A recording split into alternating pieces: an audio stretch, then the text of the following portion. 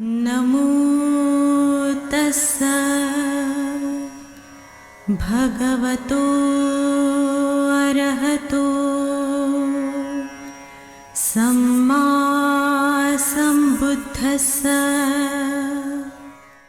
बुद्ध और उनका धम्म बाबा साहेब डॉक्टर अम्बेडकर द्वारा रचित कालजयी पुस्तकों के इस रचना संसार में आपका स्वागत है।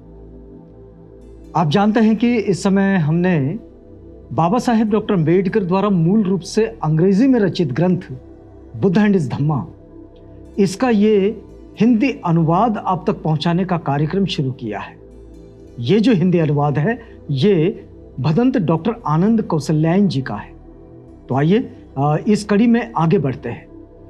यह है बाबा साहेब ने जो लिखे हैं द्वितीय कांड का ये तीसरा भाग है, और इस तीसरे भाग में जो छोटे छोटे अध्यायों में बाबा साहेब ने इस पूरे ग्रंथ की रचना की है, तो इसमें ये जो ग्रंथ है ये जो अध्याय है, ये अध्याय आता है जीवक की धम्म दीक्षा इस शीर्षक के साथ।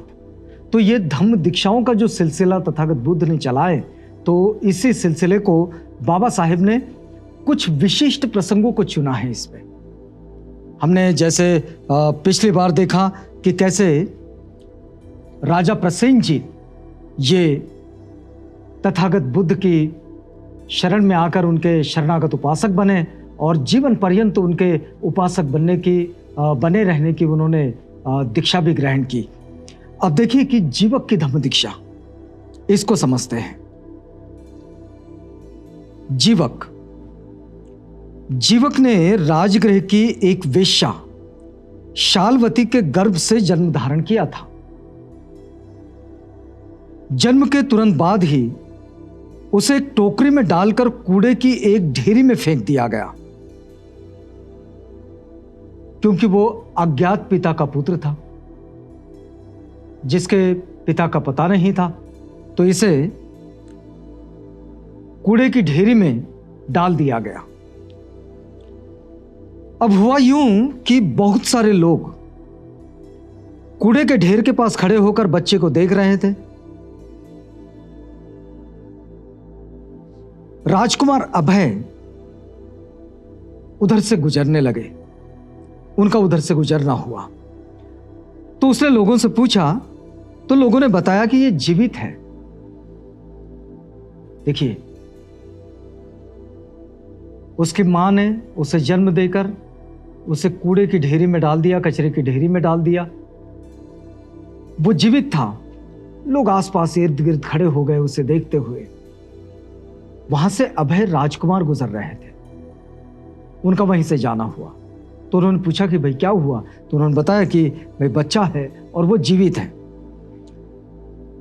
उन्होंने कहा कि बच्चा जीवित है, तो वो जीवित होने के कारण उनका नाम पड़ गया जीवक। अब अभय ने उसे अपना लिया और उसका पालन पोषण कर उसे बड़ा किया।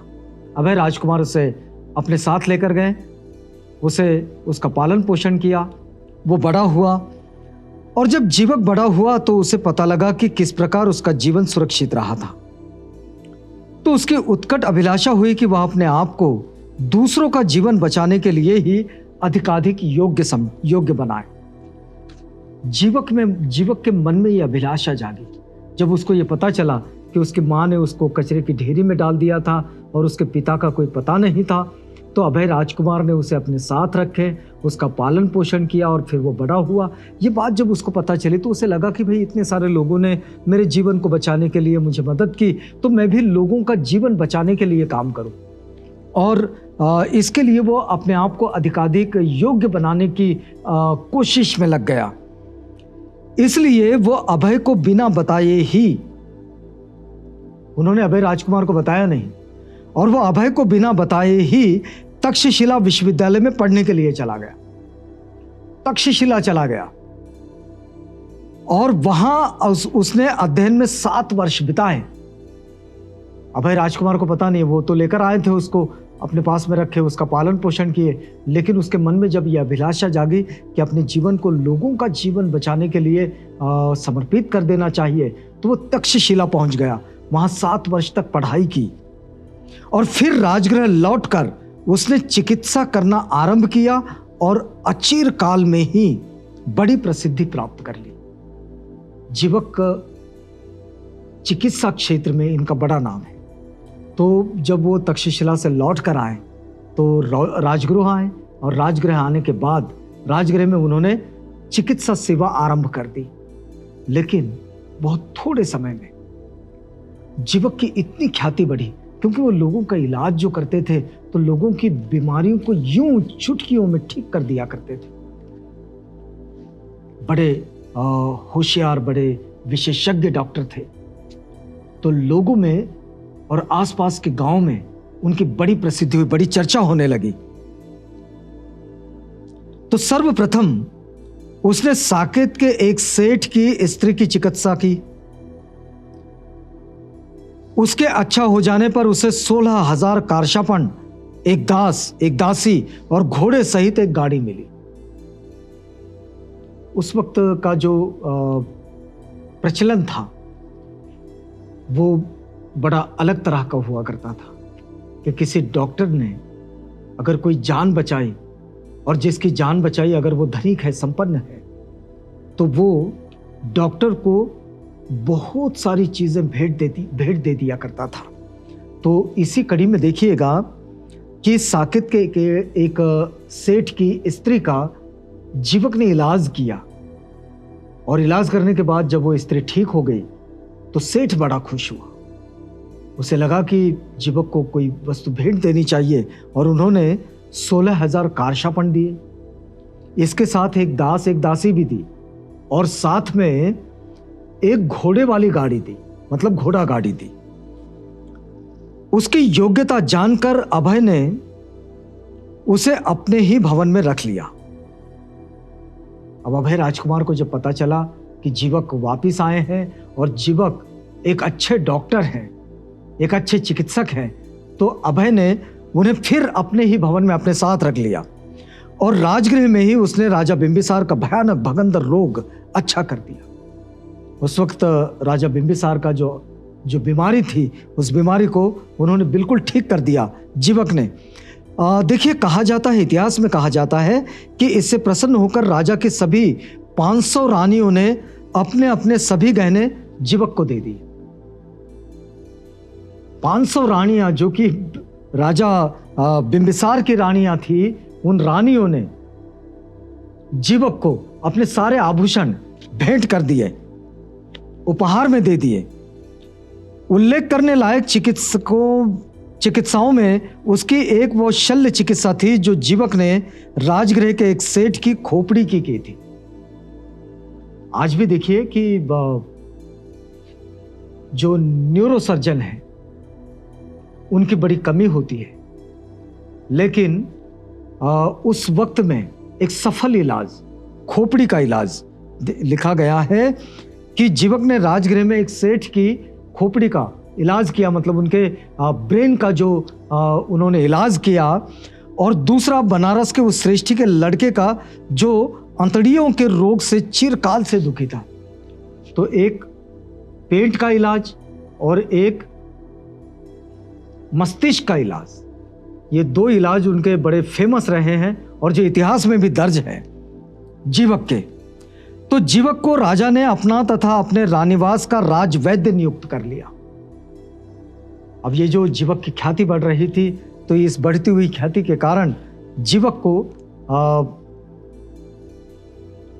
अपने राजवैद्य के रूप में राजा बिंबिसार ने नियुक्त कर लिया।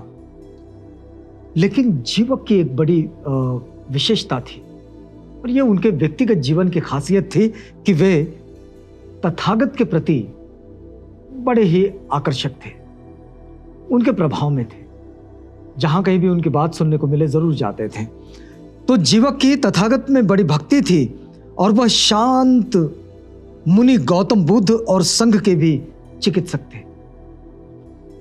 जाहिर सी बात है, अगर तथागत से बार बार मिलते रहे तो भिक्षु संघ में अगर कोई बीमार पड़ जाए तो उस भिक्षु संघ के चिकित्सक के रूप में भी, मतलब यहाँ तो राजगृह में वो राजवैद्य थे ही, लेकिन भिक्षु संघ के चिकित्सक के रूप में भी उनकी एक मान्यता थी, और वो भिक्षु संघ की भी चिकित्सा किया करते थे। जीवक तथागत के उपासक बने। और भगवान बुद्ध ने उसे भिक्षु नहीं बनाया, क्योंकि वह चाहते थे कि वह चिकित्सा द्वारा रोगियों और भिक्षुओं की सबकी सेवा करते रहें। तो भगवान बुद्ध ने उन्हें भिक्षु नहीं बनाया था, वो उपासक थे, शरणागत उपासक।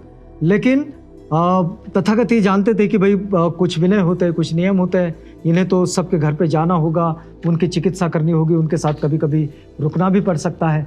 स्थितियाँ ऐसी थी कि कई बार किसी गांव में अगर राजवैद्य इलाज के लिए चले जाते थे तो उनके एक एक माह, दो दो माह चले जाते थे, क्योंकि जिस रास्ते से जाते थे वो रास्ते कोई बहुत सारे आज जैसे साधन संसाधनों से परिपूर्ण नहीं थे।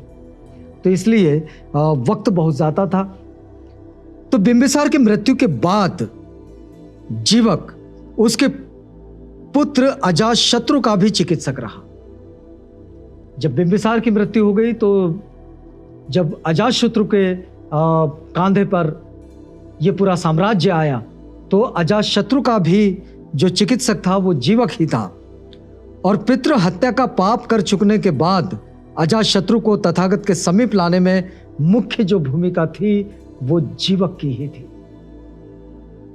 तो ये जीवक का एक छोटा सा परिचय, लेकिन उनके जीवन की जो विशालता है और जो महानता है उसका ये परिचायक है। कि देखिए अजातशत्रु ने जब उन पर अजातशत्रु पर उनके पितृ हत्या का जो आरोप था और ये जो पाप उनने किया, तो ये पाप कर चुकने के बाद, ये जो बुरा कर्म जो है वो करने के बाद अजातशत्रु को तथागत के चरणों में लाकर, उनकी शरण में लाकर अजातशत्रु को एक नैतिक जीवन की ओर मोड़ने का जो काम है वो भी अजातशत्रु ने किया है, वो भी जीवक ने किया है। और जीवक ये अजातशत्रु के भी चिकित्सक रहे। तो बिंबिसार के भी चिकित्सक, भिक्खु संघ के भी चिकित्सक और अजातशत्रु के भी चिकित्सक। तो ऐसे ये 3 लोगों के चिकित्सक रहे जीवक, लेकिन तथागत के भिक्खु संघ में उनका एक विशेष स्थान रहा है और वे तथागत के शरणागत उपासक रहे हैं, क्योंकि तथागत ने उन्हें भिक्षु नहीं बनाया था, तो इसलिए उन्हें भिक्षु नहीं माना जा सकता। बाबा साहेब ने बात जो लिखी है वो यही लिखी है। कुछ लोग ऐसे हैं कि जो इस बात को कहते हैं कि बाद में जीवक ये भिक्षु बन गए थे, तो इसकी जानकारी इतिहास में तो दर्ज नहीं मिलती है, हमारी जानकारी पे नहीं है, और बाबा साहेब ने भी इस बात को कहीं नहीं लिखे हैं। चलिए यहाँ पर रुकते हैं। बुद्ध और उनका धम्म, ये बाबा साहेब डॉक्टर अम्बेडकर की कालजयी रचना है। इसी रचना का ये हिंदी अनुवाद आप तक इस समय हम लोग पहुंचा रहे हैं। वक्त पूरा होता है आज की इस कड़ी का। रुकते हैं इस वादे के साथ कि कल आपसे पुनः भेंट होगी जब हम इसी बात को आगे बढ़ाएंगे। तो तब तक के लिए हमें इजाजत दीजिएगा।